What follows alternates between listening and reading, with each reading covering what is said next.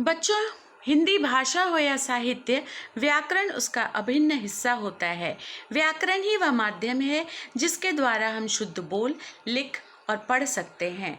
तो आओ आज एक व्याकरण के महत्वपूर्ण अंश उपसर्ग और प्रत्यय को सीखते हैं। सबसे पहले मैं उपसर्ग बताना चाहती हूँ। उपसर्ग दो शब्दों के मेल से बना है, उप और सर्ग। उप का अर्थ होता है समीप और सर्ग का अर्थ होता है रचना। जो शब्दों के समीप रहकर उसमें चमत्कार उत्पन्न करे, उसको एक नया रूप दे, उसे उपसर्ग कहते हैं।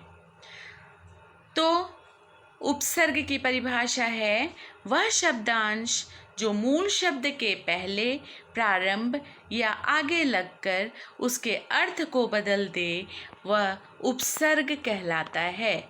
उपसर्ग कई तरह के होते हैं बच्चों।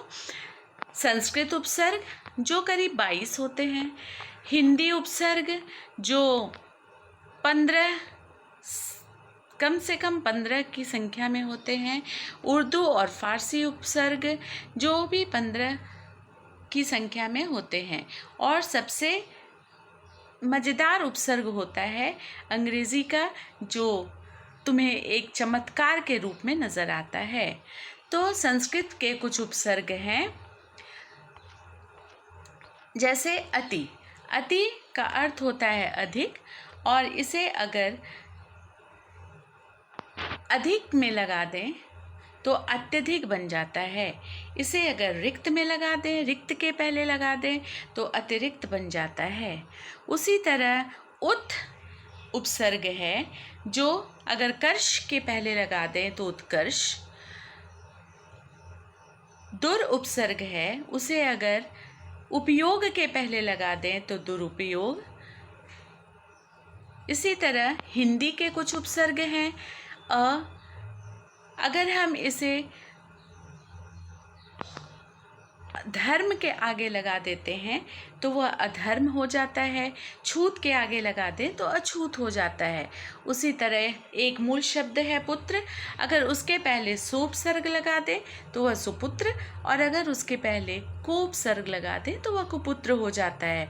तो एक ही मूल शब्द उपसर्गों के प्रयोग से भिन्न भिन्न अर्थों में नज़र आ रहा है। उर्दू और फारसी के कुछ उपसर्ग इस प्रकार है बच्चों, जैसे कम उपसर्ग को जोर के पहले लगा दे तो कमज़ोर, अक्ल के पहले लगा दे तो कम अक्ल, और बिना अर्थ में उपसर्ग प्रयोग होता है ना, जैसे नालायक, नापाक।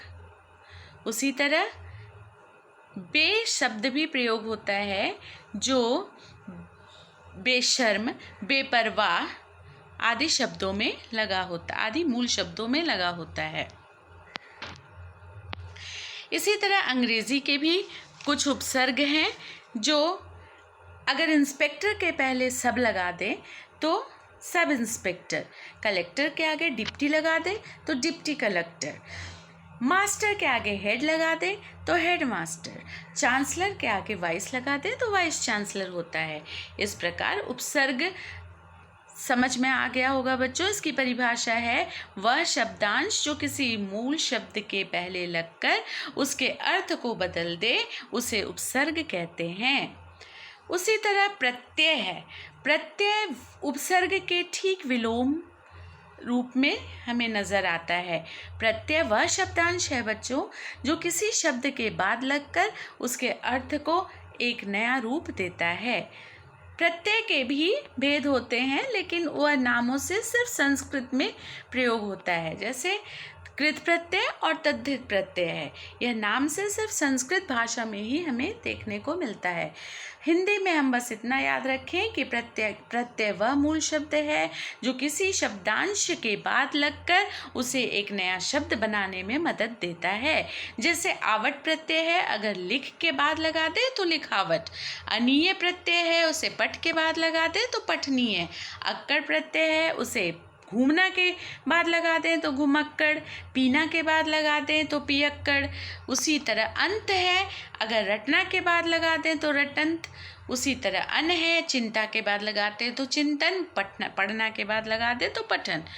उसी तरह वाला प्रत्यय होता है बच्चों, अगर दूध के बाद लगा दें तो दूध वाला, सब्जी के बाद लगा दें तो सब्जी वाला।